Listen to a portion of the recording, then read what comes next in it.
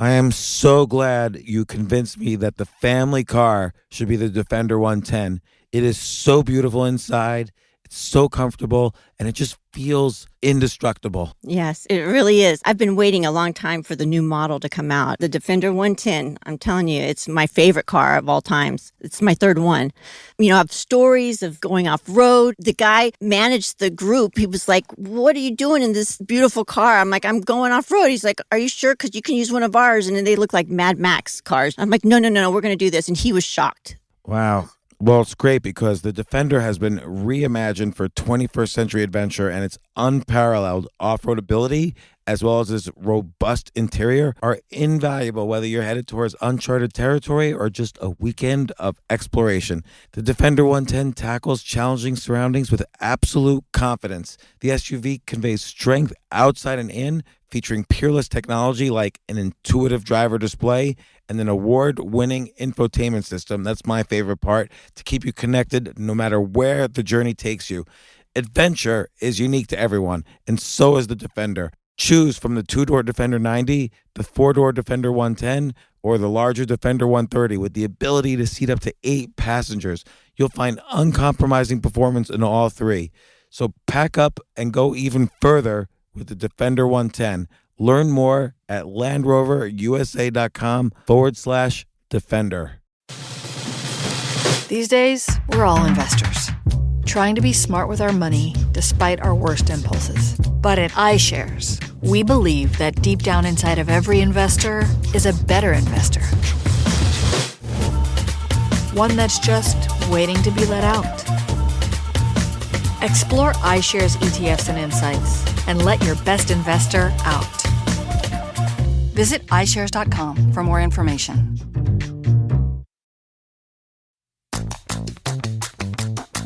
This isn't your average business podcast, and he's not your average host.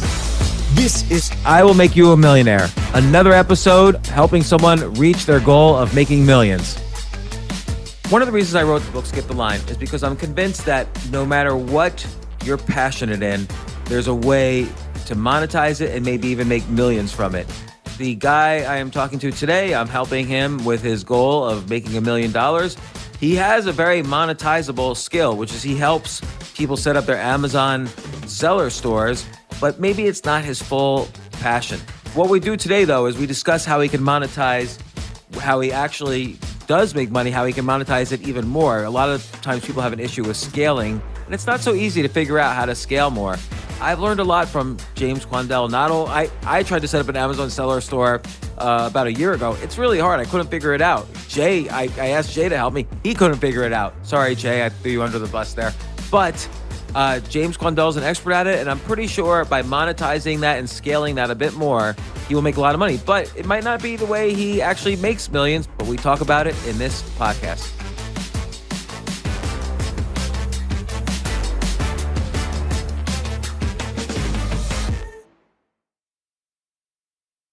And I wanted to send it to you with a note instead of just shipping it from Amazon. So I ordered it as soon as we recorded that podcast.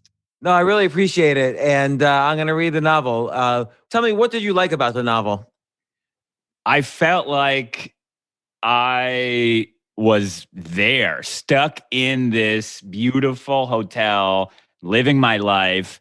And this, the main character did all the sort of things that I would do to keep myself occupied while I was kind of stuck there. He wasn't allowed to leave the grounds. Right. He could not leave.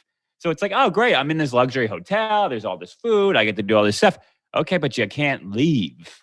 Right. It's an interesting, almost, I hate to use the word existential. I want to make sure I know what I'm talking about. But it's an interesting existential dilemma in that, why do you exist? Do you exist for the pleasure that is you can obtain by living in a luxury hotel? Or is there some other higher purpose that this person needs, and without it, he slowly dies? I mean, I haven't read the novel. I'm just assuming that's the dilemma.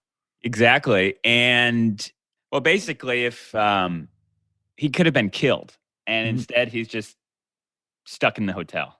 So, he has to look at it from the bright side. But I mean, you're in this tiny little place and you can't go anywhere and you have to make the best of it. And instead Sounds of like my current life, though, is the thing. But at least I have choice, and maybe choice is the answer to the dilemma. That without choice, you disappear.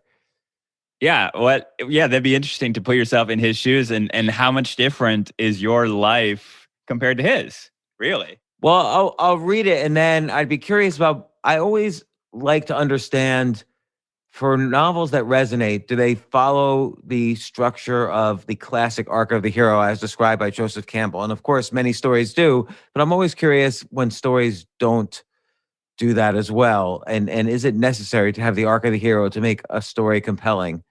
But in any case, how are you? I'm doing well. And on that note, there is another book he wrote, if you like this one, called Rules of Civility. And this I'll order it right one now. takes place in New York.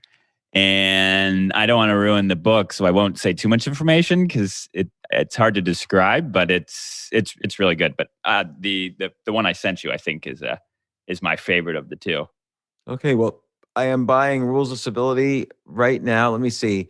I'm going to just read the description. On the last night of 1937, 25-year-old Katie Content, great name, is in a second-rate Greenwich Village jazz bar when Tinker Gray, another great name, reminds me of Christian Grey, actually, from 50 Shades of Grey, a handsome banker, happens to sit down at the neighboring table. This chance encounter and its startling consequences propel Katie on a year-long journey into the upper echelons of New York society, where she have little to rely upon other than a bracing wit and her own brand of cool nerve. All right, I'm going to buy it. It has a sound to it like 50 Shades of Grey, actually. I wonder if she had read this. Well, what's also interesting is it's sort of based on the Rules of Civility and Decent Behavior by George Washington. And the main character got that book and carries it around with him. And that's how he emulates the people of society through that book. It becomes his playbook. Those George Washington rules, have you ever read those? Yes. They're fascinating. But by the way, also, again, it makes me think it's interesting to structure a novel around kind of a historical life code that someone else wrote, like Benjamin Franklin's rules or Buddha's rules or whatever, and live your life that way. And then either write a novel or even in some cases, there's been a nonfiction book around this structure, like someone lived her life according to Oprah's rules. And that was a best-selling nonfiction book. And so that's an interesting structure also. I'm trying to think of other books like that. Certainly Star Wars has elements of that, like a bunch of people live their life by a code of the Jedi. I don't know, I'll have to think about that. But okay, so I'm looking at this. But before we get to the Amazon course thing, I just want to run through kind of the basics from the ground up. Like, how are you doing in terms of physical health, emotional health, creative health? Obviously, I know you're focused on spiritual health. We've talked about your spiritual and religious values before. But how's the physical health? Physical health is really good right now. What do you do? Because I'm always curious, like what I should do. But what do you do for that? Like what I like about thinking about physical, emotional, creative, and spiritual health is that it's really a fill in the blank. Like everybody should live at their own fill in the blank. What does physical health mean to you, and what should you do? As opposed, but it's worth thinking about. What am I doing for health? For me, I sort of have like a checkbox in these different categories. And at the end of the day, based on some rules, I guess, or habits that I formed, I either know if I moved closer to my goals or further away. So with physical, for example, one of the first things I do when I get out of bed each day is get a big, tall glass of water, add some trace mineral drops to it, and stir it in and drink that whole thing. And then I start some morning movement. So if I start each day with like 5 or 10 minutes of morning movement or 15 to 20 minutes of walking outside, I have like 3 or 4 different routines that I rotate between depending on how I'm feeling. I know it's going to be a good day the rest of the day. That's a great point. And I love the idea of rotating them. I have not thought of it that way. I kind of do a similar routine each day, but I like the idea of rotating. Well, I give myself a lot of permission to change the rules because 1, I'm lazy, and 2, I will look for excuses. But if I have okay, I'm like, oh, I only have 5 minutes. I guess I can't do my morning workout today. Well, guess what? I got a 5-minute version. Or it's like, oh, I'm really stressed today. Well, guess what? I got a 30-minute version, which is just get outside and walk. And I like the idea of going outside and walk because and this I got out of a podcast conversation with Andrew Huberman, the neuroscientist from Stanford University. And he was telling us that on your eyelids are dopamine receptors. So in the morning, if you go out and kind of look at the horizon and get the sunlight hitting your eyelid, your dopamine receptors on your eyelids, you get an extra boost of dopamine in the morning, which gives you energy. It's one of many things he recommends for the morning for a dopamine lift. What I have heard that is part of the reason I like to get outside into the sunshine, even if it's for 5 minutes, is that your bedtime routine starts the moment you get sunshine for the day. So for people that are having a hard time falling asleep at night, if you didn't get sunshine till 1 or 2 o'clock, you're kind of messing with your circadian rhythm. You know, it's funny, since 2014, I've probably done 10 separate podcast episodes about sleep. And I on the surface, that seems like a boring topic. And yet sleep is one of the most important things you can do for longevity, for intelligence, for creativity, for your emotional life, and so on. So it's so important. And yet a big problem in American society is we have sleep issues as a culture. Yeah. So very few people sleep 8 hours a day. How much sleep do you get per night? I always make sure I get 8 hours. So I used to go to sleep as early as 8:30, and I would wake up, let's say it would take me a half hour to get to sleep, and I'd wake up around 5 and begin my day. Now, in part because for 5 or 6 years I was doing stand-up comedy, so I had to switch my routine. And also my wife is a later go to sleeper than I am. She's more of a night person than I am. Now it's moved more like from 10 or 10:30 to 6 or 6:30, but I always make sure I get 8 hours. That's the same routine I'm on. It's about 10:30, wake up 6:30 or 7. And really during the pandemic, even though I wasn't doing stand-up comedy during the pandemic, I really enjoyed watching television with my wife at night. And we binge watched so many different great and beautiful stories that it was just natural that I went to sleep around 10 or 11 and wake up 8 hours later. But okay, so and do you feel so there's one thing having a physical routine. There's another thing. Do you feel like it's improving? Like, do you feel your understanding of physical health and the routines and the way the routines help you? Do you feel that's improving? Definitely. And that kind of leads me to the rest of the physical routine each day is I have this little timer.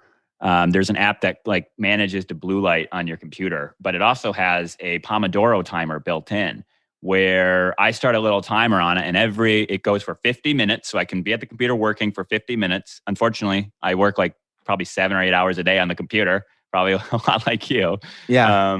But so every 50 minutes, my computer kind of fades down and it starts a 10-minute countdown. And I get out of my chair and I go do jumping jacks, or I do squats, or I do dips, or I do push-ups, or I just stretch, or I just walk around the house, or I get some tea. Basically, it forces me to not just completely go into deep work for 3 hours straight and then not realize I didn't eat, I didn't stretch, I didn't get up, and which I'm known to do sometimes. So I created that little rule. I love that. I don't do that, and I should probably do that. Particularly, of course, when I'm playing chess, I tend to not get up from the computer for hours at a time. Well, there's a problem with chess. When you win, you want to play again. And when you lose, you want to play again. So once you start playing, you really can't stop. Yeah. I know. That's the thing. And all I'm trying to do is use chess as a great domain for learning. I'm trying to prove that the skip the line techniques are a useful thing for quick study, particularly for adult improvers. Like everybody says, oh no, you have to be young to improve at the violin or at chess or at math or whatever. But I've gone up about 200 rating points in the pretty steadily, with some volatility, but the moving average is pretty steady. I've gone up about 200 rating points in the past 3 or 4 months. And I can maintain that level. Like I'm regularly beating people rated much higher than me, and I'm still kind of moving up. But and do you feel like there's still circles of knowledge that do you know sort of the path of what you need to learn, or are you just discovering it based on your games that you play? Discovering it based on games I play, games I study, and lessons I take and lessons I give. So I have the plus minus equals where I take lessons, I play games, and I give lessons, and then I study everything afterwards. And then I also I'm realizing too what the differences are between how I studied when I was younger and why I studied that way when I was younger and how I study now that I'm older. There are some differences in the brain and it adjusts the way I study. So, and it's also the case like in any deep domain, the more you learn, the more you realize there is to learn. Every day I realize there are more things I need to learn that I didn't even realize existed before. Like, what's the difference between a grandmaster at chess, an international master, a master, and let's say a class A or class B or class C player, someone who's a couple standard deviations lower than a master. And I think the class A through class C player has a decent knowledge of basic openings, a decent knowledge of basic tactics, and that's it.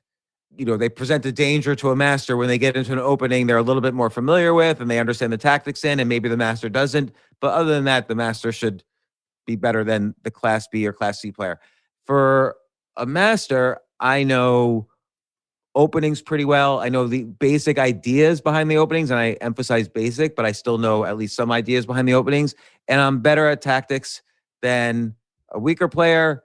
And that's kind of it. I don't, a master doesn't really know the deeper ideas behind the openings, doesn't know tactics as well as stronger players, and doesn't know the end games at all. Zero.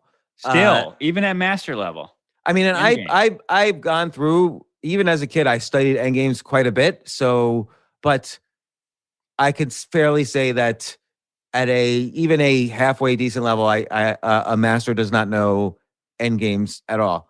And by end games, I don't mean technical end games like rook and pawn versus rook. I mean like positions where there's still a lot of energy left in the game, but queens are off the board and the play is you have to have a lot deeper understanding of good squares, good pieces, which pieces are important to get more active versus which pawns are important to get more active. Like there's a lot of subtleties in kind of the beginning of an end game. And again, I'm not talking about the end of an end game, which is more technical. And then an international master knows openings extremely well, knows all the traps in the openings. Like think of like Eric Rosen, for instance, great at the openings, all of the ideas behind the openings, knows all of the tactics particular to that opening, knows a lot of the positional ideas at a very deep level, particular to those openings. Now, I'm not talking about Eric, but just when I think about IMs in general, I've played many international masters in the past 30 years, and they're better at tactics. They're better at openings. They're better at the positional understanding of those openings, but they still don't necessarily know end games. And now someone like an Eric Rosen or any international master will be better at end games than me, but they still don't really know end games at a advanced level at all. And again, I'm not speaking about anyone in particular because I don't know, but I'm just saying on average. And I would say a grandmaster might not even know openings as well as an international master, but will know very, very deeply. First off, every level is better at tactics than the level before. That's just a given. Tactics are very, very important. So a grandmaster knows tactics better than an international master who knows tactics better than me, and I know tactics better than someone weaker. But a grandmaster has what I call a middle game repertoire. So you know how so James, what rating are you over the board? Probably 1,400 or 1,500. Right. So you have an opening repertoire, right? You know what you're going to play as white. You know what you're going to play as black against E4 and D4. You have a small opening repertoire. Yep. Right. So an international master will have an extremely strong opening repertoire.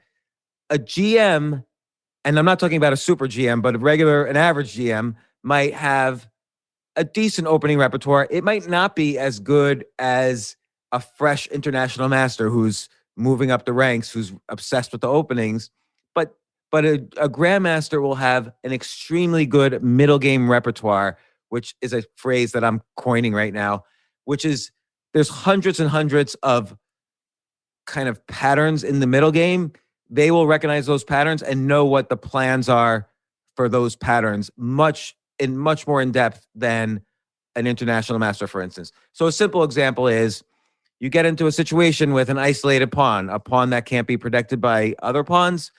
A grandmaster will know every nuance and every plan of how to play an isolated pawn position. That will be in their middle game repertoire. Now, that's a very common type of middle game situation. So masters and IMs might know that as well, but GMs will know it a little better. But GMs will also have many other sophisticated, like, what do you do when you have a space advantage? Do you trade off the minor pieces? Do you trade off the major pieces? This is unclear. A grandmaster will know all the nuances of how to play a space advantage. A grandmaster will know all the nuances of how to play when you're cramped. A grandmaster will know all the nuances when which pieces are more powerful than, when should you sacrifice a queen for two bishops and a pawn?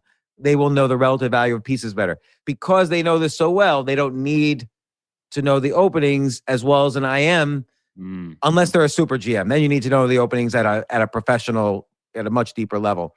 And a grandmaster will know the end games 1,000 times better than an IM. Like, I was talking to a grandmaster about one particular end game, and there was one particular move that looked good to me, and the grandmaster said, "Ugh," he had a physical reaction like, "Ugh, that's the worst move possible." But then I saw the same GM later on a Twitch stream, and he was giving a lesson to some international masters, some players much stronger than me. They liked the same move I did, and it was, in fact, a losing move. And the grandmaster was able to show them how that was a weak move. Even though, even to the IM and me, it looked like a winning move, it was actually a losing move in the end game.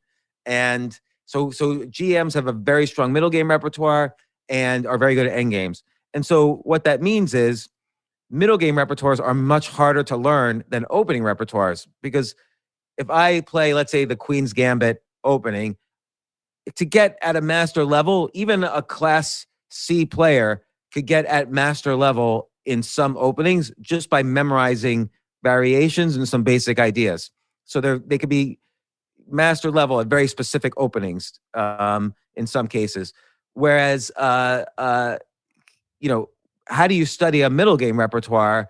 Because it's not like a bunch of moves you have to memorize. You have to recognize when you're in, what patterns on the board that suggest you use this part of your middle game repertoire versus another one. Like, are you in the double pawns middle game repertoire, or are you in the open files middle game repertoire and or position? And there's hundreds and hundreds, maybe even thousands of things you need to know for a middle game repertoire to be at the GM level. And when you start off studying these positions, you don't even know what positions you need to know. So that's why the more you know, the more you realize you need to know. Like, just understanding this concept has opened up an entirely new universe of positions I need to understand in order to improve further. And then there's the brain aspect, which is that tactically, I study tactics every day, and I'm trying very hard to learn tactics. I realize I'm not calculating as fast as I did when I was younger. I suspect this is true. So I have to study tactics much harder. And it actually does become very important to understand the end game, because that's where an older person could have kind of the intuition, the wisdom to play a better end game than a younger person. So the adult improver, I listened to the Gary Kasparov interview, and by the way, he's great, of course, and I learned so much from talking to him. He might not necessarily understand the adult improver, because even when he does coaching, he coaches Magnus Carlsen, who's a prodigy from the age of 0. And, because Gary described how he coached someone like a world champion level player like Magnus Carlsen. It's different from how you would coach an adult improver. Yeah. Both Gary and Magnus don't understand the issues of the adult improver because they were so talented at the age of 6. And that's when they essentially started playing semi-professionally. What age would you consider a chess player an adult chess player? It depends on how they learned when they were younger. But I would say even if they learned at a young age and they became good at a young age, if they did, like me, take a break, that was significant break, and they're now in their 30s, 40s, 50s, 60s, they're an adult improver. Or if you start playing when you're above, let's say, the age of 18, you're an adult improver. There's a international master that I'll sometimes watch stream. And when he was 24 years old, he had a 2200 rating. And when he was 28, he got to a 2400 rating. I think this And was Jonathan Hawkins, maybe? it's Mark Esserman. Oh, Mark And Esserman. Yeah, but he was I think he was an IM level when he was at Harvard. he was a 2265. And then he was at 2265 in 2007. Yeah. And then had a huge jump to where he kind of got up to 2450 in 2011, 2012. But there was like a time period in between there that I know he was studying like crazy full time. In between those times, or did he take a break? In between those times. Yeah, so He he had taken a break, but then he had the deep study time in between there for a couple of years. Yeah, so Mark Esserman, I follow him a little bit. He went to Harvard where there was a very strong chess team, so he was around very strong players. So he was able to. He might not have played in a lot of tournaments because he was busy with college, but he was around very strong players and playing very strong players every single day. And I don't know if he ever took a break from chess. I think it was just a natural progression from 2265 to 2400 for him, and that takes a couple of years.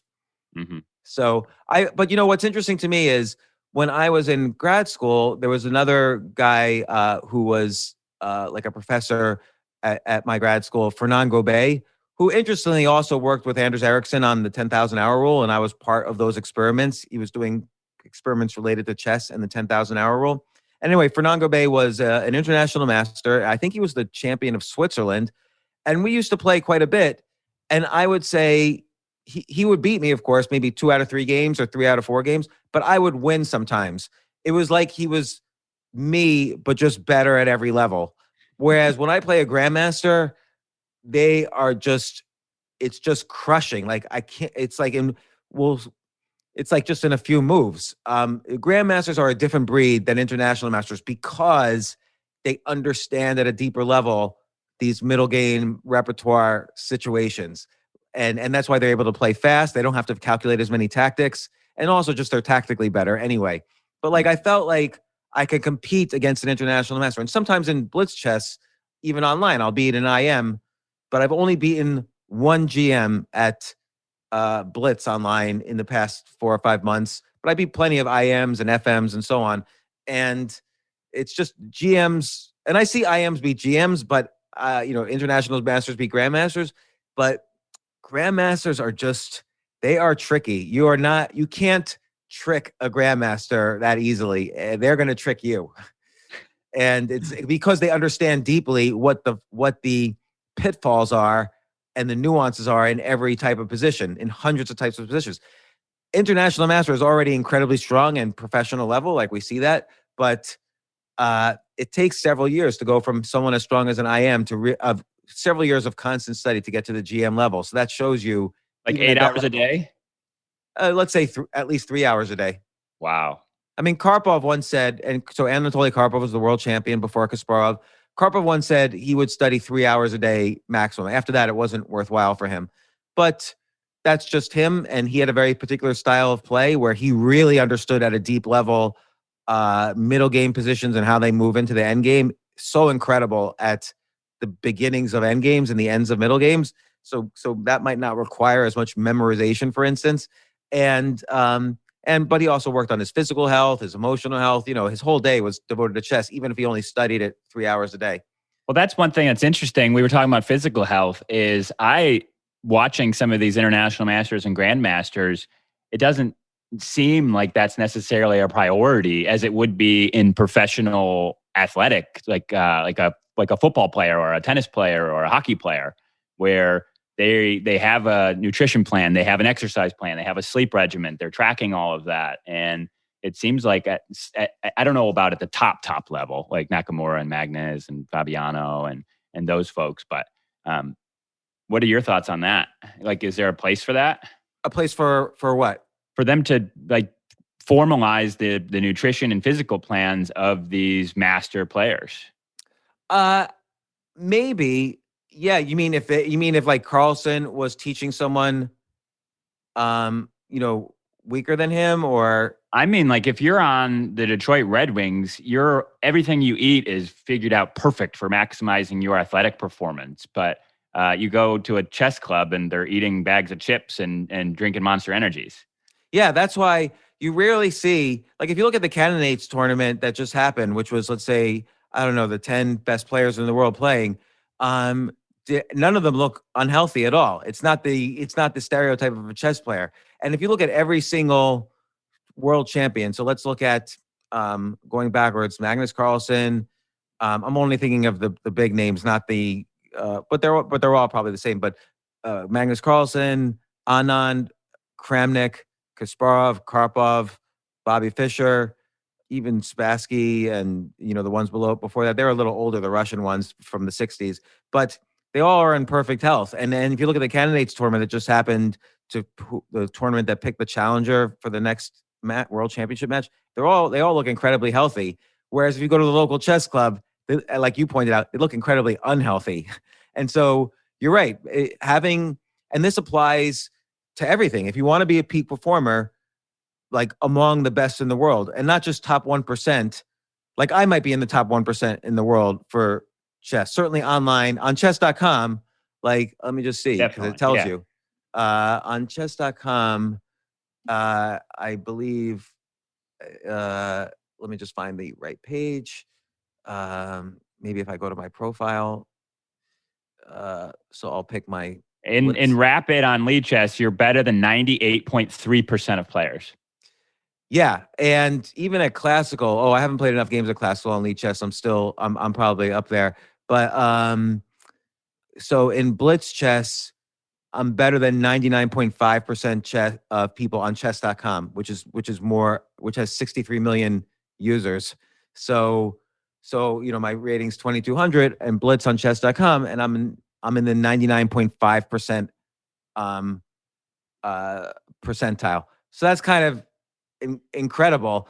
And I think to be higher, I really do have to be in good physical shape. I can't have any, and this is related to, again, this was the next question I'm going to ask you, which, for instance, I can't be going through a divorce. Would probably not be so good for me for my chess playing, because you need emotional health and you need to be improving that. And you need to understand yourself, like when you get anxious, when you get scared, when you get upset with yourself or jealous or paranoid. Like you have to keep improving your emotional health or you won't play at an optimal level. And you have to understand the difference between losing a game and learning from a game. And you have to have the patience to study your losses rather than just being angry and going on to the next game. That's the only way to improve past 2200. And my rating there is exactly 2200. But yeah, so I was going to ask, and again, this is important for peak performance. So I ask you next, how's your emotional health? Emotional health is good. And for me, it connects to my spiritual health. And also, like there's the practice that I do of gratitude each day and just writing down what I'm grateful for. And then when my wife and I have dinner each night, we took this from Dave Kirpin, but we sit and we say one thing we're grateful for in the house and one thing we're grateful for outside of the house, like coworkers or this call with you and Jay or something not in the house. Because for a long time it was just one or the other. We didn't always make sure we did something home and away. And another thing that I do for mental health or spiritual health is like proactive breath work and proactive walks outside. Tell me about your breath work. So a couple times a week, I take an afternoon walk after lunch every day. That's another one of my physical milestones. Have lunch, get outside, take a walk. And I leave my phone at home. And a lot of times I'll do box breathing, which I got from Mark Devine's book. And basically it's a 4-count breath in, and then you 4-count hold, and then 4-count breath out through your mouth, and then a 4-count hold, and then you repeat. That's so funny. So we learned about this recently on the podcast. That's among Navy SEALs, for instance, that exact technique exactly is called combat breathing or tactical breathing. And Amanda Ripley, who wrote the book Unthinkable, How People what sort of people survive during disasters. this is a common way, when facing disaster to breathe in the way you just described. And so I think I'm going to start doing that as well. And these are good things to keep learning and incorporating into your life and so on. I like the linkage between emotional health and your spiritual practice. Well, I do think for the breath work, James, I think that it's really great to have these tools in your tool belt. But I believe that if you're not practicing them when you don't need them, it's going to be really hard for you to remember or to natively do it when you do need them. So I agree. So the box breathing, by the way, you can time it to your steps. So you can listen to a podcast or be deep thinking, and it's just like to your footsteps. So every 4 steps. So it's just really easy to do, and you'll come back from that walk feeling just super refreshed and just ready for like a whole nother workday almost. I agree. And this is, again, like, for instance, this is something I just learned. So it's good to keep learning things and then start practicing, like you say, when you don't need them. And that's how, your all these levels of health improve. Even as you age and some things become more difficult, you can continue to learn things to keep improving at least your knowledge of how to improve your health, regardless of what your stage in life is, whether it's physical health or emotional health. Obviously, creative health, we're about to look at your, the notes that you just sent over. But in general, on a daily basis, do you find you're increasing your creative health and practicing it? Yeah, and you may see on my questions kind of a frame of mind that I'm in, and it's sort of like getting everything done. Because there's a lot of things I want to do for creativity. Like when you talked about like books written around old, or not ancient, but text, like the Washington list. That just sounds so much fun to like write a fiction story in those rules and try to like create a personality around them. But for me, it's like, okay, well, where do I fit it in with everything else that I'm trying to accomplish? Like I could stop doing my physical routine or my spiritual routine, and then I'd find that time. But it's like, it's stacking all that in there is extremely difficult.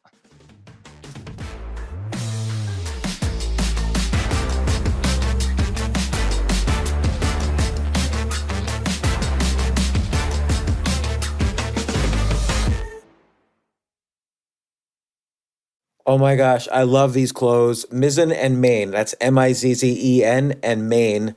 It really is the most comfortable work clothes. Travel clothes. I had to travel this whole week. I'm traveling for a week and a half, and I just took Mizzen and Main clothes with me. Close out 2023 in style with comfortable, breathable, packable, and machine washable pieces from Mizzen and Main. As you wrap up your year-end goals, enjoy a Mizzen and Main dress shirt that you can wear confidently. I like that they've very, very just nice, solid colors. I don't really like to get all fancy in patterns and everything, although they do have some pattern shirts, but very comfortable clothes, stretchable pants. It's just super comfortable, but they look professional, and you can wear them casually or professionally. I like some of their flannel shirts or untuck shirts. I love untuck. I never tuck in. So again, whether you're shopping for a special someone or giving yourself the gift you really want, I just buy myself gifts. Mizzen and Main is the perfect gift for any guy who works, travels, and cares about looking and feeling great. As you could tell by my many photos across the internet, I care about looking fantastic. I'm practically a model. And let's be honest, every guy loves to look great. So again, shop now at mizzenandmain.com and save 20% when you spend $130 or more using promo code James. That's promo code James at Mizzen and Main, Mizzen and Main.com.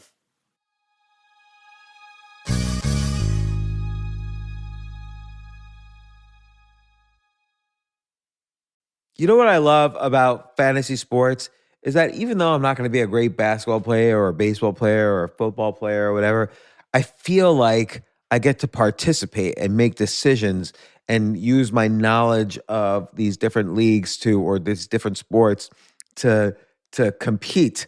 So it's like I can pick my team or I can pick my favorite players, and I could use my knowledge to make predictions and maybe even make money. So with the basketball season here, you can now pick combo projections across football and basketball from the Specials League on Prize Picks. This is a league created specifically for combo projections that include two or more players from different sports or leagues. Want to play alongside some of Prize Picks' favorite players like rapper Meek Mill and comedian Andrew Schultz, who's also been a guest on this podcast, and I've been a guest on his? You can now find community plays under the promos tab of the app to view entries for some of the biggest names in the Prize Picks community each week. Look, Prize Picks even offers a reboot policy so that your entries stay in play even if one of your players gets injured. For football and basketball games, if you have a player who exits the game in the first half and does not return in the second, that player is rebooted. Prize Picks is the only daily fantasy sports platform with an injury insurance policy. What? So I love playing it. I love anywhere where I can use analytical ability with my interests to demonstrate some skill and maybe make some money. And I like the game-like aspect. I do wish they had chess as a category on prizepicks.com, but I'll settle for what they've got. Maybe I should make my own fantasy chess league. But in any case, I love Prize Picks. Go to prizepicks.com/James. Use code James for a first deposit match up to $100. That's the easiest $100 you're ever going to make. So that's prizepicks.com/James and use code James. Daily fantasy sports made easy.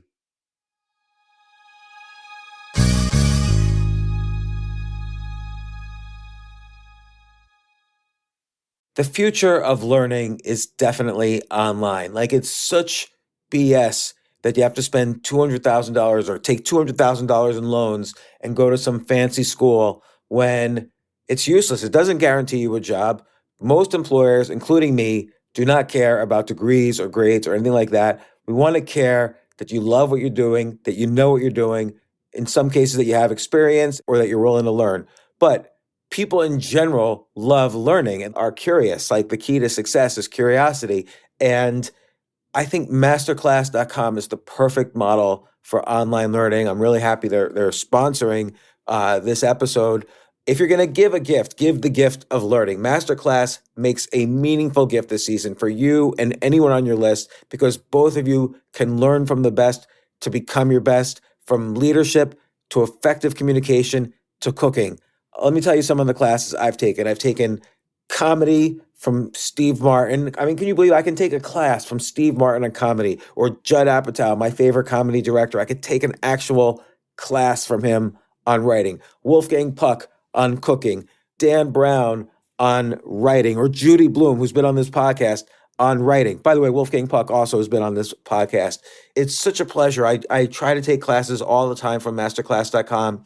And whether you're watching Masterclass on TV or listening in audio mode in the app or on their site, the quality speaks for itself. It's like these Masterclass instructors are your own personal mentors that are going to help you reach the next level. How much would it cost to take one-on-one classes on comedy from Steve Martin or on chess from Gary Kasparov? You just wouldn't be able to do it. But it would cost hundreds of thousands of dollars. With a Masterclass annual membership, it's $10 a month. Memberships start at $120 a year for unlimited access to one-on-one classes with all 180 plus Masterclass instructors. So it's not just $120 for one instructor. You get all 180 plus Masterclass instructors. Boost your confidence and find practical takeaways you can apply to your life and at work. And if you own a business or are a team leader, use Masterclass to empower and create future-ready employees and leaders. That's the real education in today's world. So this holiday season, you can give one annual membership and get one free at masterclass.com/JAS. JAS, of course, stands for the James Altucher Show. So right now you can get two memberships for the price of one at masterclass.com/JAS. Masterclass.com/JAS. Offer terms apply.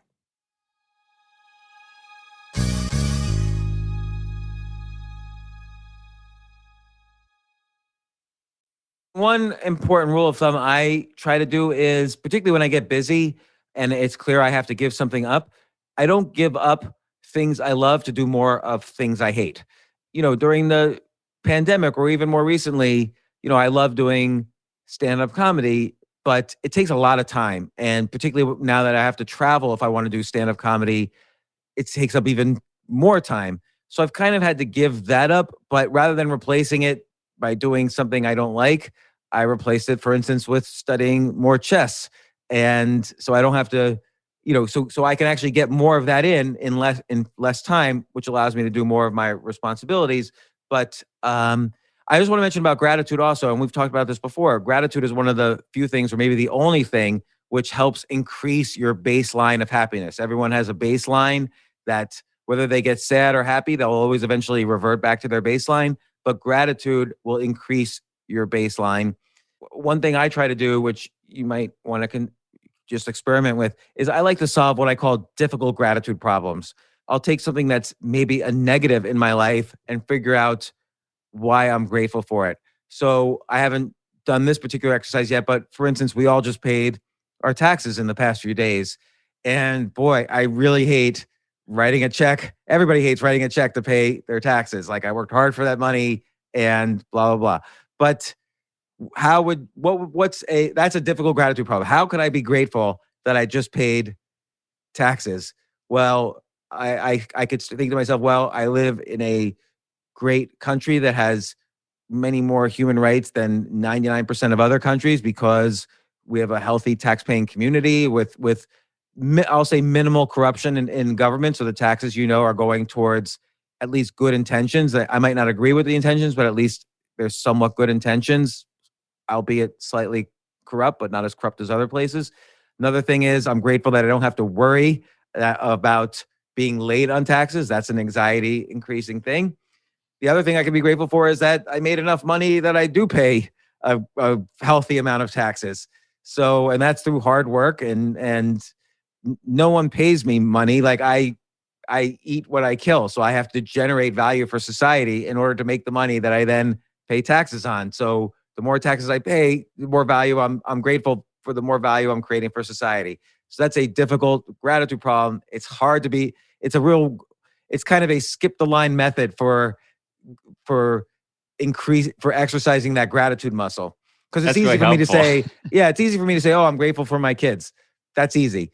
But it's hard. Like, if my stereotypical example is, if I'm late for a meeting because there's traffic, and I'm stuck in a cab in the middle of traffic, a difficult gratitude problem. It's difficult to be grateful for that. I'm always anxious, like, oh, they're going to hate me, I'm late, whatever. But I could say to myself, I'm grateful I live in such in powerful city, entrepreneurial city, that everybody else wants to live here and come here, and that's why there's traffic, and that's why the meeting I'm going to is valuable, because we're all in this city that is where ideas happen and money is made and lives are built and careers are built. So I'm grateful for that, even though at the moment I'm stuck in the downside of that, which is traffic. So how do you remember to think about that, after you send the check to the IRS, or when you're sitting in traffic? Do you do it right then, or do you do it later in the day? You either do it right then, or you do it if you're complaining. So if later on I complain, oh man, I had to pay my taxes, I really hate that. That is the moment to be grateful. Anything that you just did that you feel later on that you hate or you're complaining about, oh man, I'm sorry I was late for this meeting, I really hate being late. Well, that's a trigger. Okay, this is the opportunity. I'm grateful this happened, because now I have a difficult gratitude problem that I can solve, and hence improve my gratitude muscle. Because you can only really drastically improve it when you're given a difficult gratitude problem.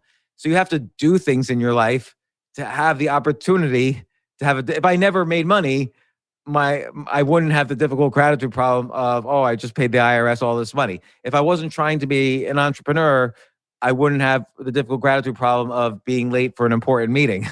That's true. So it's also a good sign when you have these problems that you're doing things. That's why you have difficult problems. So, or if you lose money in an investment, okay, I'm grateful now. I have an opportunity to learn something and not repeat a mistake. And I have an opportunity to, at least I'm trying things.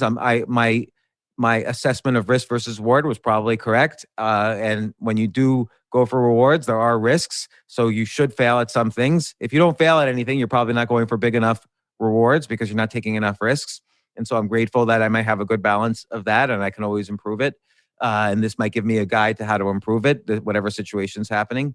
So that's just my notes on gratitude.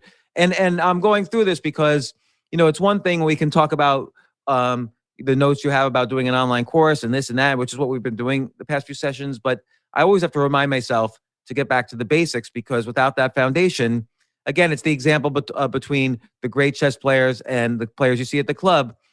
They're clearly doing things other than chess. They're improving their health. They're keeping their emotions stable. Vladimir Kramnik was a great example where, in order to become world champion, he had to improve his diet. He had to solve some health issues. He got married to a woman he loved, as opposed to, partying. He was known as a partier when he first hit the professional scene, and he really minimized that.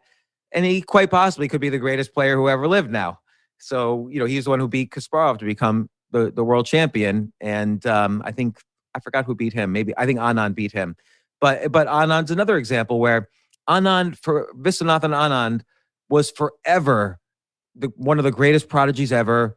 He was forever number 2 in the world, ranked number 2 in the world, but he kept losing for the world championship. And you read in his autobiography, finally he decided to really focus on being world champion. And it wasn't about becoming a better player. It was about becoming a better person, the kind of person who could become a world champion, be more determined, be more focused, be healthier. He got married. He figured out how to delegate, situations that would take away time from his chess studying.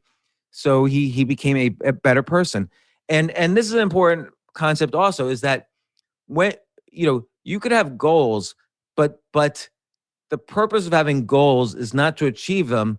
The purpose is to become the type of person who can achieve those goals.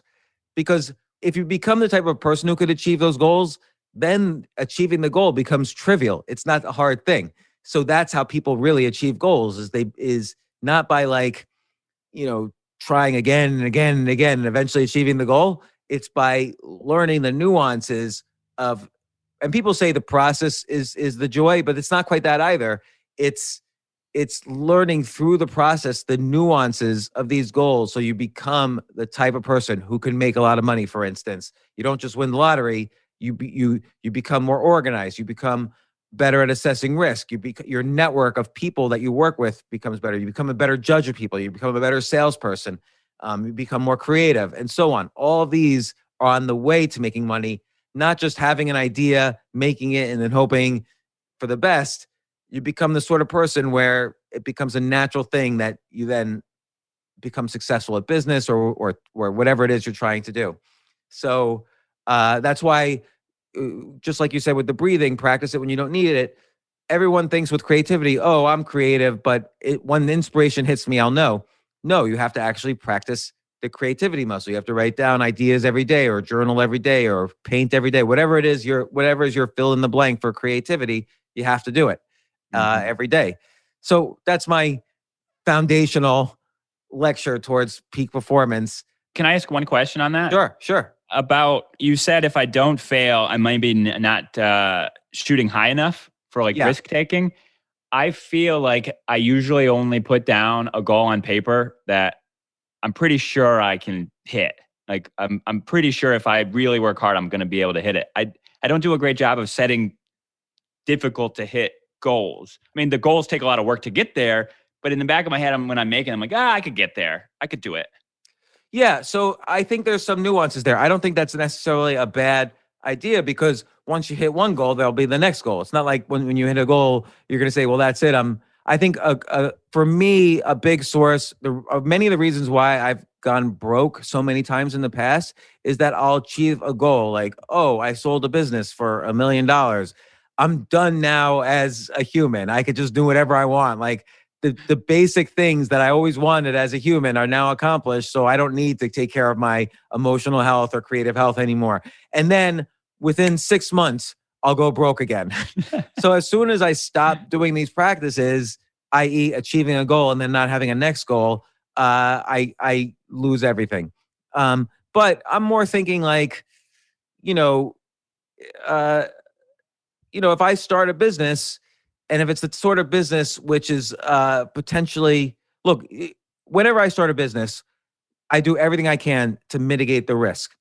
I think everybody says entrepreneurs are risk takers. I think it's actually the reverse. someone like a Richard Branson or an Elon Musk, their job, once they decide they're going to start a business, they know the rewards are there if the business is successful. Their job at that point becomes 95% of their job is eliminating the risk. And you see this in a chess game. If your goal is to checkmate the king, and so you amass pieces around the other side's king, you open up some files, and then you attack and you checkmate the person. But a strong chess player knows that if he does that, he'll win. So his entire job is to be able to do that while 95% of their moves might be preventing the opponent from doing the same thing to his king, so that it's not a race. The risks are managed. And once the opponent is kind of just has no plan at all because of your moves, because you've managed all the risks, then you really move for the king. So chess models life in that way. And so what I'm saying really is, if you want to be an investor, you don't invest like crazy in everything. That's maybe taking on too many risks. Like, you do your research, you do your homework, you understand before investing. But if all, let's take an extreme example. Let's say you try to eliminate all risk. So you might resort to something illegal, like inside information, for instance. Well, you didn't take enough risks to do this task properly. You tried to take an easy way out to eliminate risks, and that is going to cost you more harm than good. Or if you're trying to start a business that makes you $1 billion, but a good solid business to make $1 million instead of $1 billion is open up a laundromat and then maybe a chain of laundromats, you didn't really take enough risk to make $1 billion, and which could be fine. You have to sort of decide what the level of risk you want is compared to the level of reward. So, but there's always risk in everything. If you never have risk, then like in this Jim Jarmusch movie I mentioned earlier, you might be a bus driver in a local town and never really move up from that. And there's nothing wrong with that either. You could decide you don't really want a financial reward, so you don't take financial risk. But to get good at something, to really achieve a level of nuance higher than the level you have now, which is important for peak performance, you need to try and experiment with things that could fail, which means you're taking calculated risks. And if you feel like there's not enough calculated risks in your life, you're probably not achieving for much.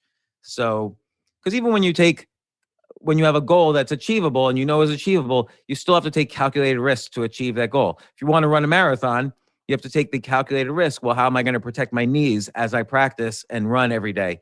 How am I going to handle the other physical health concerns that happen don't forget, the very first person who ran a marathon died when he arrived, in Greek history. So there's definitely health risks in running a marathon. And the entire process of training for a marathon is not so you could run faster, but so that you could manage the risks of running a marathon. So, and if you never run a marathon, you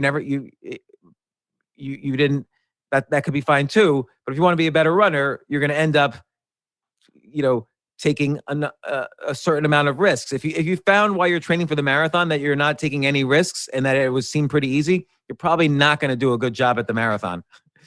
Yeah, that's true. So that's kind of what I mean by that. But there's nuance to that too, because you can't take too many risks that are foolish, or else you end up being a fool rather than winning the marathon. So all these things are interesting, and I wanted to just touch base on that, just to kind of check the boxes on what always should be the foundation of any kind of success. But now we talked about ideas when we use the spoken wheel approach from my book Skip the Line. We talked about the ideas around making how can you make money from your spiritual and religious practices, i.e. the things you love. And there's also the thing that you do right now for a living, which is, you help people optimize and create and market and focus on, you focus on helping people with best practices for creating a good Amazon store and making a lot of money from that, and you help others do it. And then using that as the wheel, there's many different spokes. We spoke about some of them and how do you evaluate a spoke. Now, you have some ideas for an online course on this. And then I would say there's a third category, which is things that you don't do and don't yet know about that potentially could be something that could make money and you could achieve success in. We haven't yet discussed those, but that's because maybe this Amazon seller approach could be a very viable approach alongside the other things we've discussed. So let's take a look at your notes for this.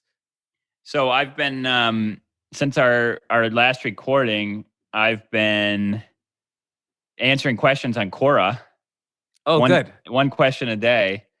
Right. And remind us, I remember we spoke about that, but remind us why, what was the purpose of that? Well, the purpose is twofold. One, it's basically market research for what questions people need answered in the course that I'm building for Amazon. Absolutely. That's the main thing. And then two, it's really, that even goes to a part B, is while I was building this outline for the course, I basically had a lot of it already done from the Quora questions that I answered because I went into a lot of detail on those. And it's also just allowing me to position myself as an Amazon ninja. It's, I'm out there helping people who have questions and able to give them good answers to their questions, like truthful answers. Yeah, that's great. And what have you learned in the process? Like, have you learned anything that you didn't, like what things do people have hard times with that you maybe didn't know? Well, it really made me feel like there is a big need for this course because the questions that people are asking to me are pretty simple. And it's just things that I kind of took for granted that I've been doing this so long that that's almost common sense. But looking at what people are asking, it's clear that there is a big need for help for people launching and then trying to solve different problems while they're launching or when they're active on Amazon. Right. And also when we start thinking about specifics about how do you make money with online courses, this might give you ideas for multiple courses about the Amazon Sellers Program instead of just one. Well, that's what it did. I realized I needed like 4 courses or maybe even more because things were coming up from these questions that made it obvious that it made sense to make multiple different courses for different types of people based on where they are in their Amazon selling journey.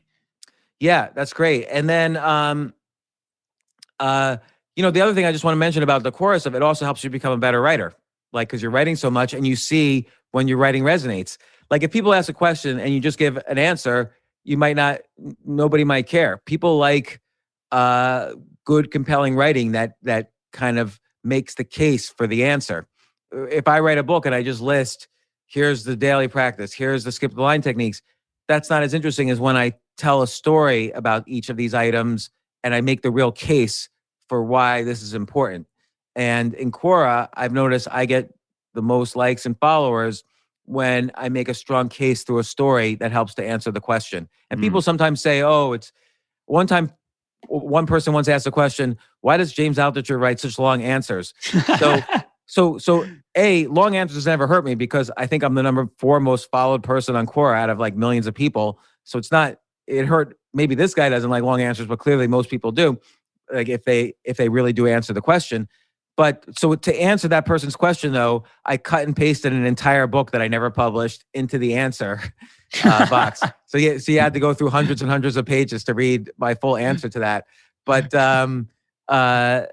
okay, so let's take a look at your document that you sent on Zoom.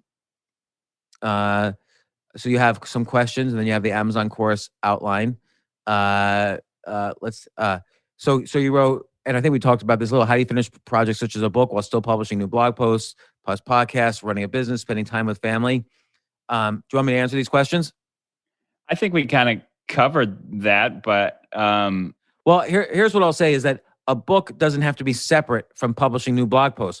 Write blog posts that are pointing in the direction of what could later be chapters in the books, and it becomes the same thing. The process of writing the book and publishing new podcasts and blog posts and so on, and running a business, this is all material that you're going to use in the book. So you can overlap the purposes of writing new blog posts with writing a book. Mm-hmm. In balancing multiple hobbies and interests, we spoke about that a little bit.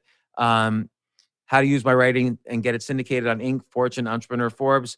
That used to be important. I don't think that's as important anymore because I don't think those are destination sites anymore. I think people use Google to find their answers and they don't go straight to Forbes.com. They go to Google first. So I think just having an audience is more important than having, you create these days people create their own platform versus relying on Forbes platform.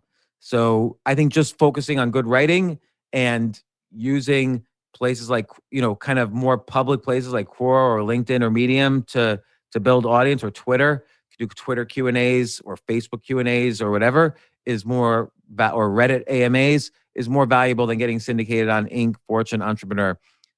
When I was first writing, I would get syndicated on these places and it was good for me. Now I'm not sure is as good. It's still good, but maybe not as relevant. Being a guest on other podcasts, cold outreach does work. There are also sites like matchmaker.fm, and I'm sure Jay knows some other sites where you could list your credentials and be, you'll get on podcasts. I don't think you need to worry about it yet. I think first is focusing on the course. And that's what will get you known, is having a successful Amazon course, because then you'll create money to create ads for your course and you'll sell more courses and it becomes a virtuous cycle. And then you're known as the face of Amazon selling. And then you get asked to go on podcasts. So, okay. Amazon course outline. I love this intake quiz. Is your brand ready to sell on Amazon? Yeah, the quiz is finished. There's a live quiz there now that anyone could take. And basically it just comes to my email. I didn't even automate it. I'll just read it and review it, research their brand, and then reply. And at this point, and then figure out what the criteria is, and then automate it down the line. Right. So again, that's a very useful point for mitigating risk.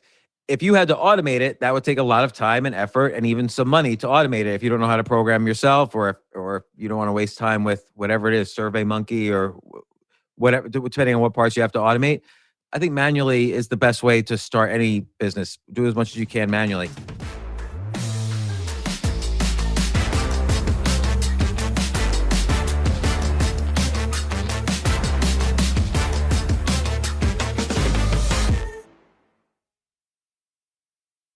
This is such a valuable service for all business owners, big businesses, small businesses, doesn't matter. I wish I had this in the many different businesses that I've started.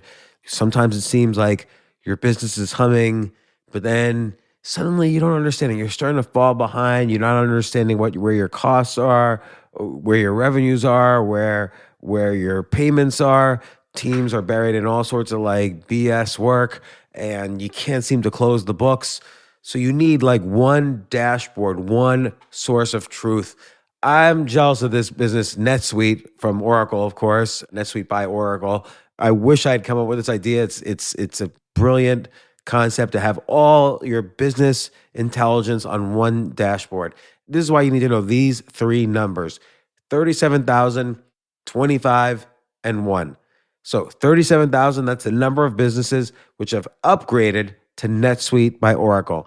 NetSuite is the #1 cloud financial system, streamlining accounting, financial management, inventory, HR, and more.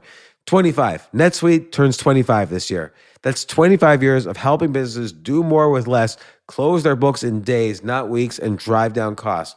1, because your business is one of a kind. So you get a customized solution for all of your key performance indicators, your KPIs, in one efficient system with one source of truth. Manage risk, get reliable forecasts, and improve margins. Everything you need to grow, all in one place. So right now, download NetSuite's popular KPI checklist designed to give you consistently excellent performance, absolutely free, at netsuite.com/James. That's netsuite.com/James to get your own KPI checklist. netsuite.com/James.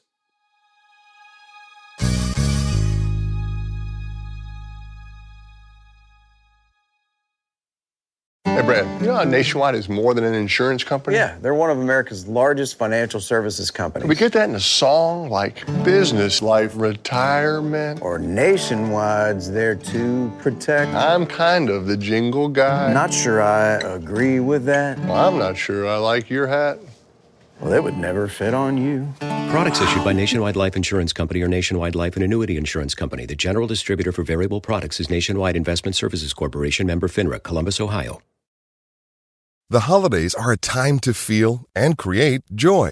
And what could be more joyous than the look on her face as she unwraps a stunning new jewelry piece from Blue Nile? How about getting 50% off your purchase? Blue Nile offers premium quality, priced below traditional retail. Their online experts are available 24/7 to answer any questions and make sure you've picked the perfect gift. For a limited time, you can get 50% off at BlueNile.com. That's 50% off at BlueNile.com. The other great thing about an intake quiz is, are you familiar? You're almost certainly familiar with Robert Cialdini's rules of influence. Mm-hmm. So scarcity, creating a feeling of scarcity is important. And of course, you don't want to do it in this BS way, like act now while supplies still exist. But here you're basically saying, you know, I have a unique course and I have a unique skill set to teach this, but I don't want to waste anyone's time and I don't want to waste my time. So take this intake quiz. You're creating a feeling of scarcity, like people want things that are scarce. And this is a very unique, sincere, or authentic way to create scarcity, other than saying, I'm only selling 100 courses, which is ridiculous because you could sell 1 billion. It's online. So I love the intake quiz idea. So let me just quickly read the rest of this. Course 1, follow my proven step-by-step plan to become an Amazon seller and launch your products. Let's see. Course 2, scaling up your Amazon store by marketing your brand. Great. Course 3, market your Amazon store on Amazon. Course 4, the Amazon account health. Love this. I love this breakdown. You've really outlined course 1. So let me take a look at this. By the way, I love this breakdown because as Jay and I experienced about a year or 2 years ago, it's hard to create an Amazon store. Just setting it up is difficult. And then, of course, once you set it up, it's an entirely different topic to market it, and a entirely different topic using Amazon ads themselves to market it. That's I would take a course just on that.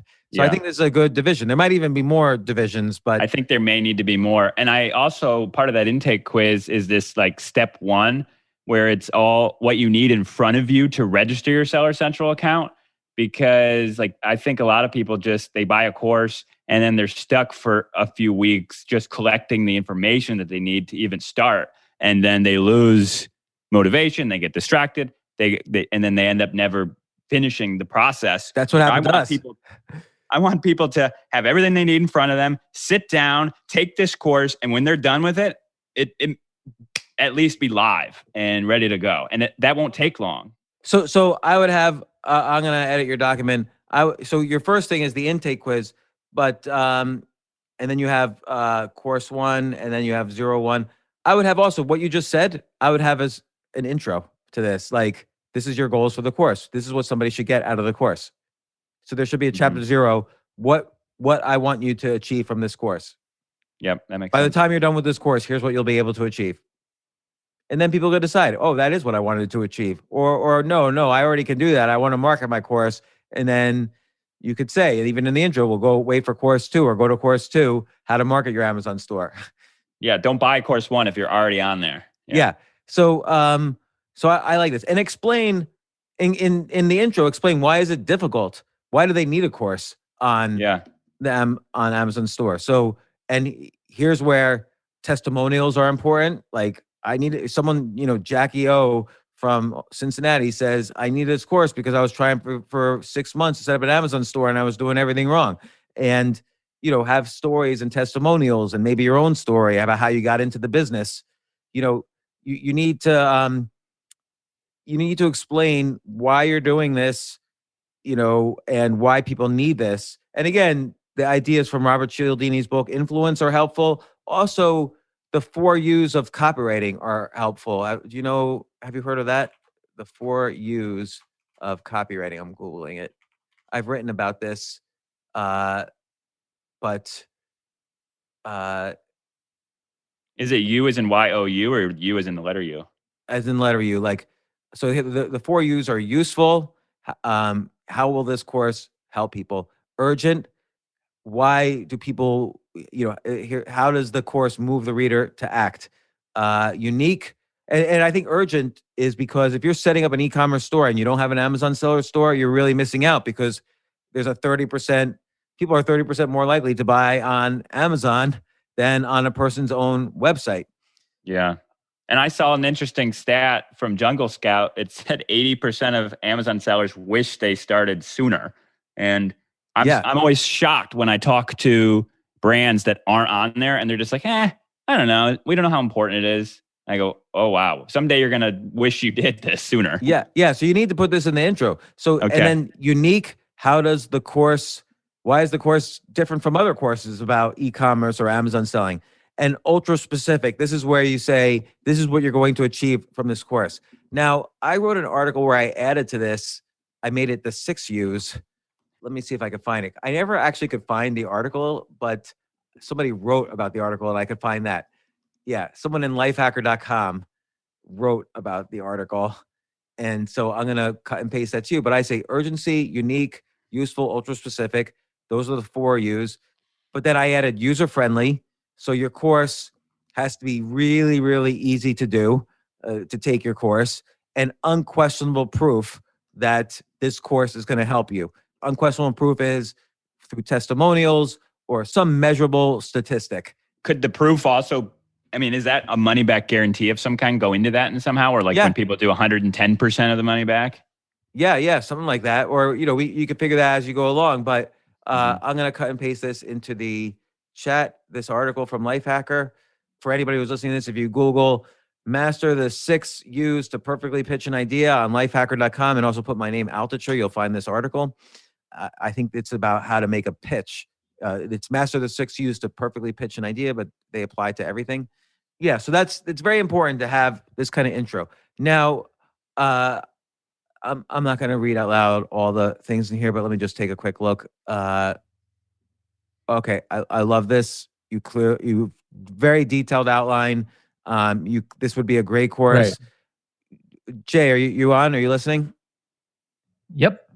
Jay, as someone who you technically tried to create an Amazon seller store, and I'm going to out you, and you failed to do it for me. It's so hard because they have to upload all the ID card, right? And then, so Jay, look at this outline. And if you had this course, would it have helped you 2 years ago set up an Amazon seller store, or even now, because you haven't done it yet? So, yeah, for sure.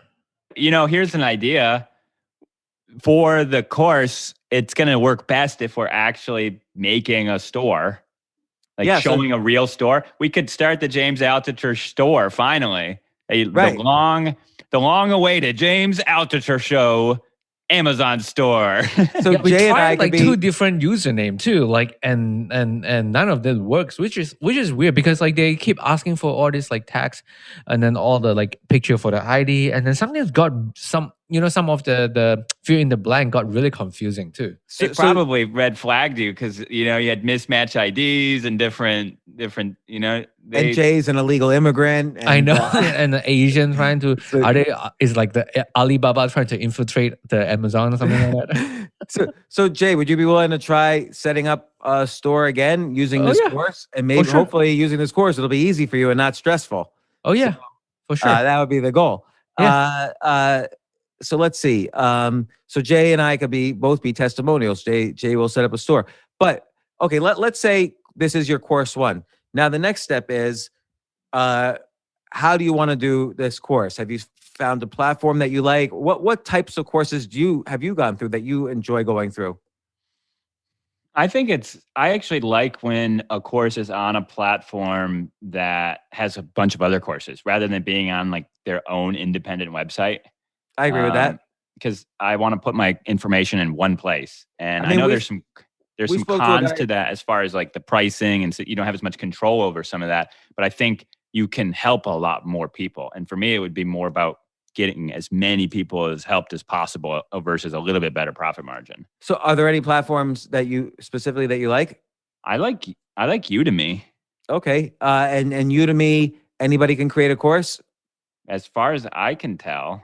That's great. And we did one episode about online courses on the Side Hustle Fridays with this guy, Brandon Lemon, about being a salesperson. And he used Skillshare, but those were very also simple courses.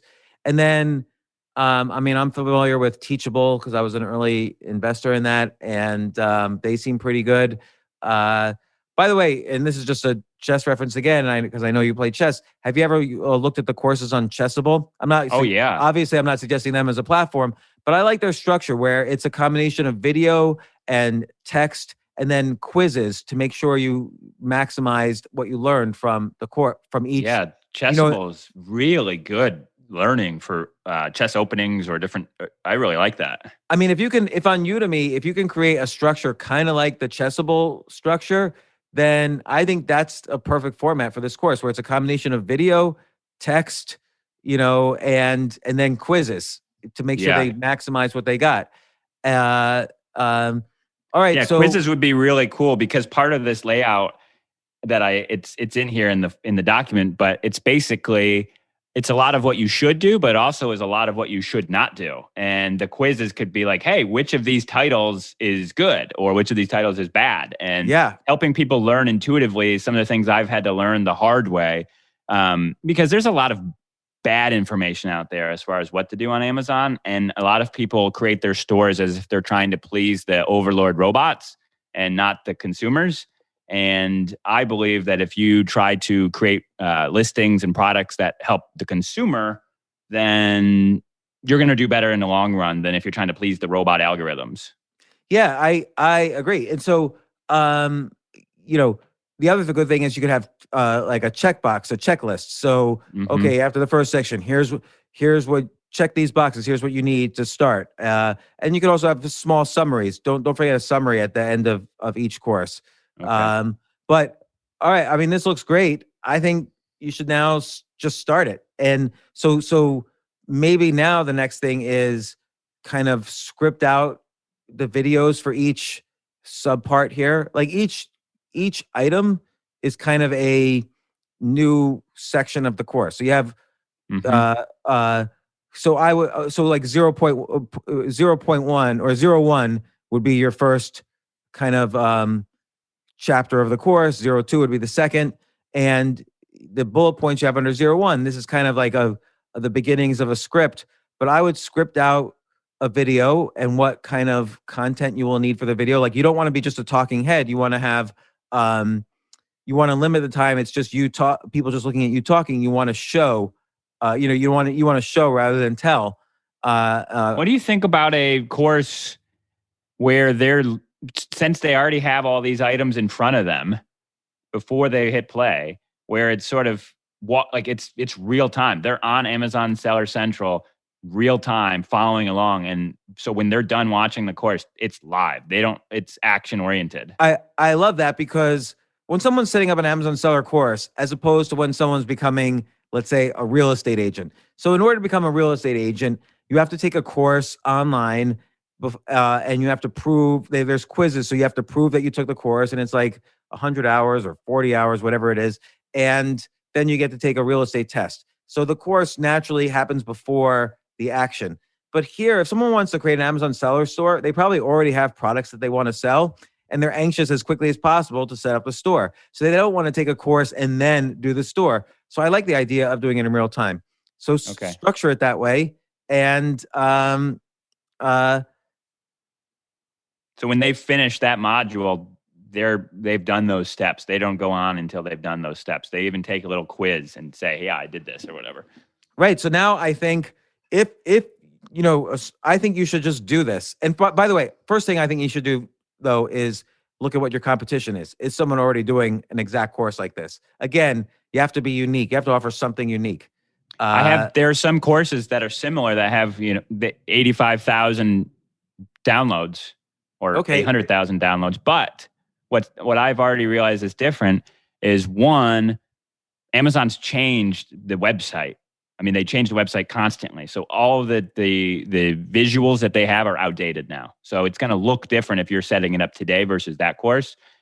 And second, those courses are usually built for people that don't already have products and don't already have a brand, where I want my course to really help people who already have an existing brand that is not on Amazon. Right. Or you could say, look, it could be good. You should follow this course if at any point you're planning on setting up an Amazon seller store, i.e. if you don't have any products yet. But this is ideal, but that, if you already have products and you want to set up an Amazon seller store in real time with this course, you could do that as well. So that's what you should specifically say, that's what this is unique because and then you list the reasons because why it's unique. Okay. And I do think a combination of video and text and checklists and quizzes and summaries and best practices are all important. So it's sort of like the next steps then is, signing up for Udemy, scripting out the videos, writing the text, do it at least for the first section. And then we take a look and we see if Jay can take that first chapter of the course. I don't know what it's called, the first chapter of a course or the first lesson in first the course. lesson. Yeah. And you should just do it. But again, in the intro, you have to say why you're unique, and it has to be really true. You have to say why this course and not any other course is important. I think you should just go for it. And if it's unique, and in that other one is kind of market proof, it had 85,000 downloads, and if yours is unique, you should have more than that many downloads. Particularly now, there's more Amazon seller stores than ever. So you should absolutely start this. And then you have to figure out, well, how are you going to do video? You can't just set up a camera in your house and do video. You really need to, think about it in a professional way, like how you're going to do this video. I mean, you can just do it in your house, but you just have to make sure it's as professional as possible. So think about that. And Udemy will have some suggestions on that. Like all these course platforms will have suggestions on best practices for making a course. And I would just get started. What do you think about just getting started on this? Yeah. Don't forget the intro though, and using the 6 used in the intro to explain why they need to take this course. We're going to take this course, so it's got to convince Jay and me. So, and my wife Robin, because it was Robin and Jay who were trying to set up the Amazon seller store, and they couldn't do it. What were you going to sell? Like I have all sorts of products, like a Choose Yourself mug. I have Choose Yourself jackets. I have my books. I have lots of different merch for the podcast. So I was going to sell that. And yeah, so I would just get started on this. Like, do you have time to get started on it? Yeah. All right. Definitely. The part that worries me is the videoing, but I think. Well, why don't you start it without video?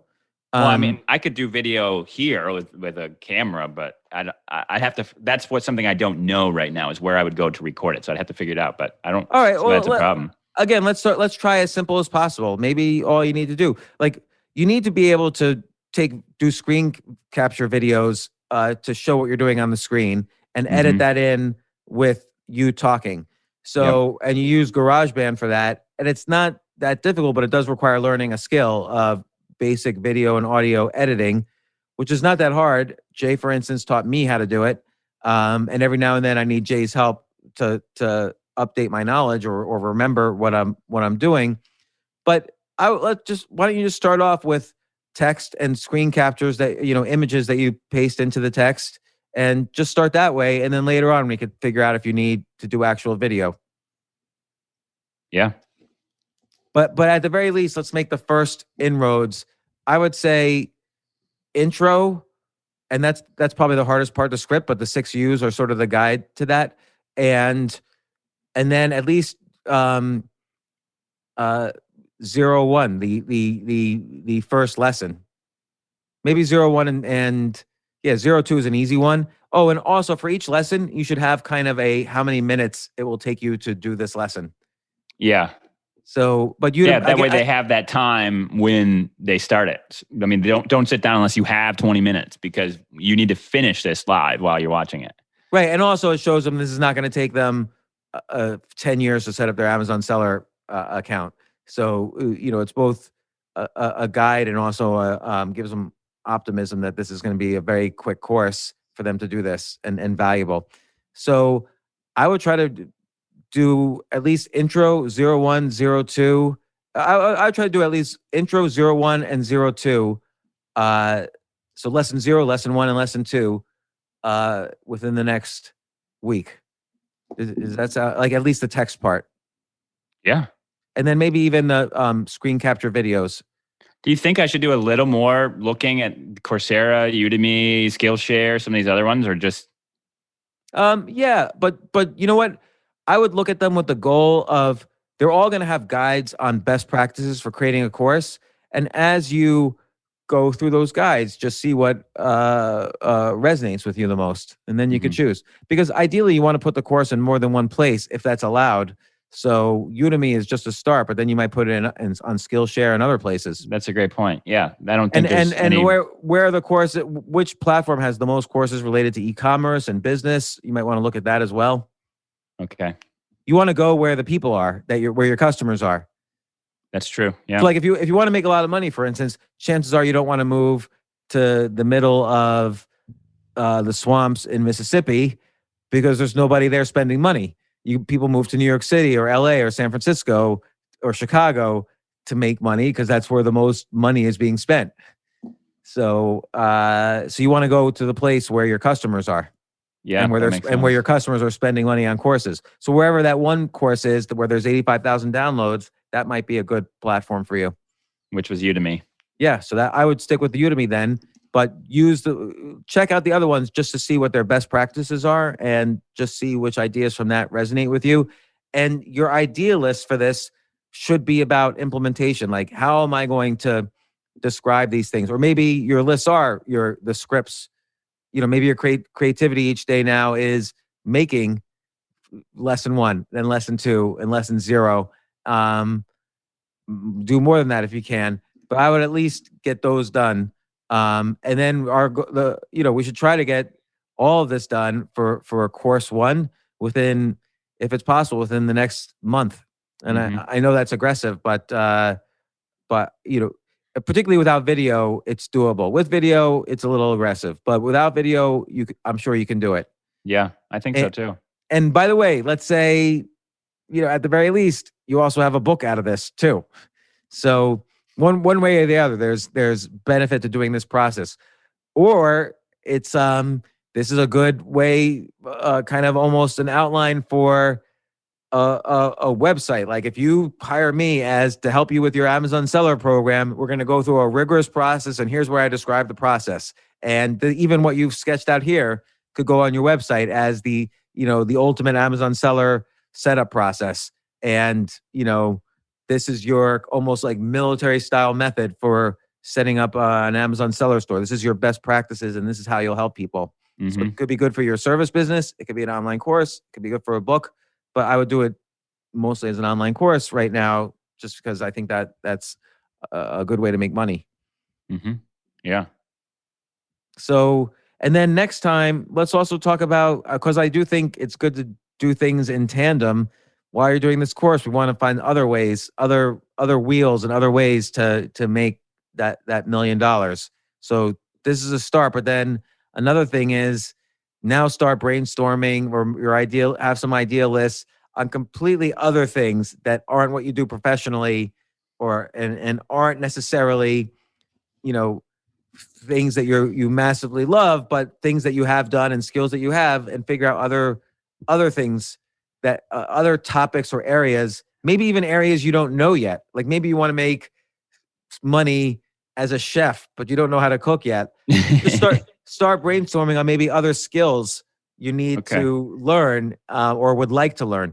But there was a interesting opportunity. This was just on a random idea list somewhere that I wanted to do, like coaching, like performance coaching, like helping people with their habits. And there was a transformation challenge that someone was doing, and it was a 6-week long challenge, and different coaches were helping with different parts of human wellness.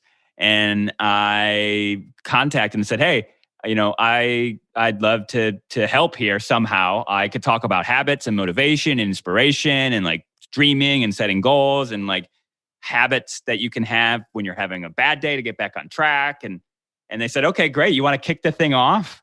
And so I did the kick-off presentation, 30 minutes for 100 people live on Zoom. And it was a 6-week transformation challenge that they all paid to be a part of. And it was fun. Like I loved it. Like I had so much fun. And then And was your techniques based on experience? Was it based on research? How did you organize it? It was basically laid out based on what's worked for me. So that's great. And what I've learned is from reading books and listening to podcasts every day. And I made it very interactive. I was having people answer things in the chat and close their eyes and imagine things. And is it recorded? Can I take a look at that? Yeah, I recorded it. You want me to send it to you? Yeah, send it to me. And then next meeting, let's go over the beginnings of your course that we've just discussed here. Yep. Let's recap some of the stuff from earlier meetings about the books on spirituality and stuff like that you were thinking of before. And then let's go over the idea of how you could be unique in the coaching space, because that's a very crowded space. But I do think you'd be really successful at that. I mean, a lot of people are very successful at that, and there's no reason why you shouldn't be, since you have a passion for it. Let's go over that and look at understand best practices of that, and how we could start a regimen where you're potentially making $1 million from that. That'd be great. James, it gave me so much energy. Before I went on, I was sick. Like I felt probably the most uncomfortable I've felt in a decade. Like, just like my wedding day, I didn't have anywhere near these level of jitters. And I had to go take a walk. I'm like, I'm going outside. I'm taking a walk. I only have 7 minutes. I need to get outside. Like, I need to breathe. I need to do all my techniques. But as soon as it started, I loved it. It felt so good. But here's the best part. It wasn't just about me. It was the participants said it was really, really great. And they sent in testimonials. And then I got invited back. They're going to continue to do these quarterly, and they want me to be involved in all of them now. So that's great. So cool. So let's talk more about that next time, and let's go over the course that you're doing. And I'm super excited. Like, I think this is great. And how long when was our first meeting? Maybe like a month and a half ago. Okay, so we've got 10 and a half months. Let's as it almost sounds gross to say let's make you $1 million, but on the way of doing it, and it's not about making $1 million. It's about becoming the sort of person who can, I almost want to say, trivially make $1 million, and that's what's happening in this process. And so, but that's why I think now we got to get down to implementation, at least with one of these ideas. And so, I think starting the course is good, but then we'll think of some concrete things for the coaching next time, which maybe we could just set up a meeting for a week from now. Yeah, we could. That'd be great. Let's see. So today is Friday. I dropped the YouTube video. It's private. I got it. Did you make it accessible to me? Because I cut and pasted it. Yeah, I have it. I just started playing it accidentally. All right. So that was unscripted. I mean, I had the PowerPoint, but next time, I mean, I was even having technical problems. I couldn't even move my mouse. I didn't know what I was doing. But next time, I want to actually use the slides less, because I think nowadays, like, people are so used to like hiding behind a presentation that the person that's like putting their face forward, like, and getting like really close and personal, I think is going to stand out. So I think this is great, and I could tell you're excited about this. And then here's what I want you to think about also. What skills do you need to learn to make a great online course? And what skills do you think you still need to learn on the coaching side? So think about that too, because then we have to figure out how to learn those skills. Yeah, those will be ideal lists I'll do. That'd be great. Yeah, and let's meet. We'll give you Memorial Day. So how's Tuesday, June 1st, 2 p.m.? That's perfect. Okay, yeah, and James, also, we met in part because I was streaming on Twitch, Twitch streaming, and I forget, did you sent me a list once about how I should improve my streaming? Yeah, did you ever look at that? No, I have. I've looked at it and it looked great, and I haven't been streaming though lately. I think now I'm ready to start streaming again, and maybe in June we'll start that as well. And I'd love your help on how to be a better streamer. Maybe we could talk about that next on June 1st as well. So yeah, maybe I'm just an active participant. I've never streamed, but but you've been you were like a moderator for Eric and And your list was very good. So you know what? I'm going to put on that Tuesday, June 1st, and this depends on the guest that Jay's talking about too, but I want to stream on Tuesday, June 1st, and maybe you could help me with that if you have time. Yeah. So, all right. I think what I'm going to do is I saw this guy do quest for 2,700. So people watch to see if he would achieve his quest and what he was learning along the way. Maybe I'll do like a quest for 2,300 or something like that, or 2,400, and something like that. Yeah, people like the journey, and then to feel like, I really think that this, the Perpetual Chess podcast does that adult learning, which I know you've been on. Yeah, I just spoke with Ben yesterday. Ben Johnson, he's a friend of mine, and he was. We were just texting yesterday how he liked the Kasparov podcast I just did, and I might go back on as I go through this process of adult learning. I really like his podcast, and he has a lot of great guests who are people who are adult improvers, and I might go on it again now that I'm going through this process. Well, I really like it because it's just a lot of times it's regular people like me that are, they have jobs, they have a family, they can't just spend 8 hours a day, and so they have to find sort of the best things to focus on to improve. But I just really feel like that's a space that's missing in the chess world, is how, I don't think anyone's done a really good job of teaching adults how to improve at chess. Like if someone could make a book like that, I think it could be a bestseller because it's missing. And I don't think it's going to come from a grandmaster. I agree because the grandmasters started when they were 5. They don't know. Right. They start when they're 5, and it's a very rare situation where they ever took a break before becoming a grandmaster. Yeah. So there was a book, the Rapid Chess Improvement, a study plan for adult players by Michael de la Maza. Oh, I don't think I know that one. That one was seemed pretty decent. And I know you were doing the woodpecker method. And that was in this. That book that was in this book. You know what's also good too is by Matthew Sadler, Chess for Life, and he talks to all these GMs who took a break, including himself, and he's in the top 50 players in the world, I think. But he took a big break and then came back to it and had to deal with, relearning. Because when you take a break from something like chess or tennis or any of these important, very difficult skills, not only do you get worse, but the world gets better. So when I stopped playing in tournaments in 1997 or 8, I was, of course, a master. I was rated over 2,200, but the average 2,200 now is probably better than the average 2,200 back then, just because the knowledge of chess has changed and there's many more players and kids have gotten better, and computers didn't exist then for chess training. They did not exist at all. So now the world's completely different. Kids learning now have so much more knowledge at their fingertips. There weren't thousands of courses on Chessable. So the world has gotten better. So I'm trying to catch up with that too. Just as an example, everybody plays the London system, right? That opening. Oh, and that opening didn't exist, as far as I know, in 1998. I never even heard of that opening in 1998. Now, yes, there are historical cases dating back to the 1800s, but it wasn't something anybody studied back then. Now, if I go to my chess club, that's all that will be played against me. That's it. Well, and I've studied now a little bit of the opening. There's really a lot of subtleties, which we could talk about another time. But for instance, after you do Bishop F4, and this is not important for anybody listening to this, but after you do Bishop F4, you know how it's the Bishop F4, E3, D4, C3 setup? Do you ever go for the E4 break? Well, maybe not, because your bishop's already outside the pawn chain.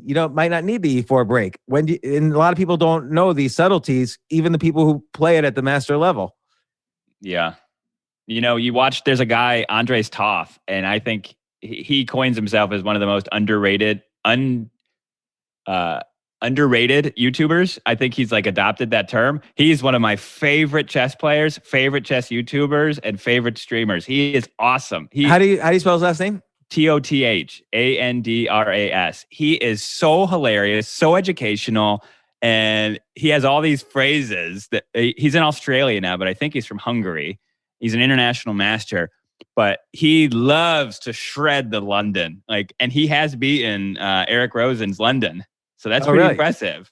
And I'm trying to think of another one like that. Who's like, there's the Butcher. I think he's trashed the London, and he's an IM. See, this is the thing though. IMs they're all great. I think IMs are even better than GMs for watching YouTube videos about openings.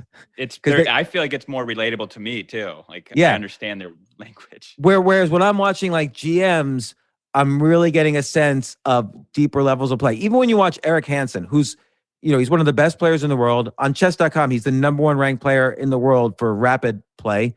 And he does these great streams where he's like, he gets so upset at himself when he blunders and he throws chairs and But hold on. Can we just say this? His blunder is not actually a blunder to like me. It's like, this pawn. I feel like that pawn's so weak now. don't even know what it means, Yeah. Or it's like a 17, like, I can't believe I missed that. And it was like a 17 move tactic. Yeah. But he's also very tactical. He's amazing. But he'll say things like, he'll be playing Magnus Carlsen at Blitz, for instance, and he'll be like, I just gave him the E5 square. Give Magnus, I always know, give Magnus a square and the game's over. And so even nuances like that. Oh, I wish someone could say that about me. Give James Altucher a square and the game's over. So what does he mean when he says that? That's very valuable information. And he's just saying that off the top of his head, but then I have to think about it. So I think you should write the book. It could be. Well, let's talk about that next time. You can help me figure out how to write it and how to structure it. Yeah, I think there's an audience for it, and I know I would buy the book. Particularly if I could make it like Skip the Line is a little bit about like a guide to adult improvement in some sense. It's also about monetizing, which is different from adult improvement. But if I tie in, maybe write some articles on specifically how my specific techniques for doing it for chess, which are very different from any book I've ever seen. Mm-hmm. Maybe there would be an audience for those articles, and then that could point me in the direction if there's a book or a podcast out of that or whatever. The Art of Learning by Josh Whiteskin, it's a chess and martial arts book, and it helps you with both of those, but it's also a book on just learning in general, and it makes it applicable to the whole world. And I have that book actually, but I've never read it because I was worried with him, not worried, but he learned at a very young age. So if he came back to it and started relearning, that would be interesting to me. But yeah, then he went after he left the chess scene. Right, he became a Tai Chi. Exactly, he became a world champion in another designation as a much older person. So I'm gonna read it. You're right. You've convinced me. I'm gonna read it. You should. I loved it. It's on my book of my list of favorite books for sure, of 50 something books. Excellent. Reach out if you have any questions to me or Jay. Okay. Thank you very much, James. I really appreciate it. This is fun. This is so much fun. Yeah, no, for me too. I really enjoy this.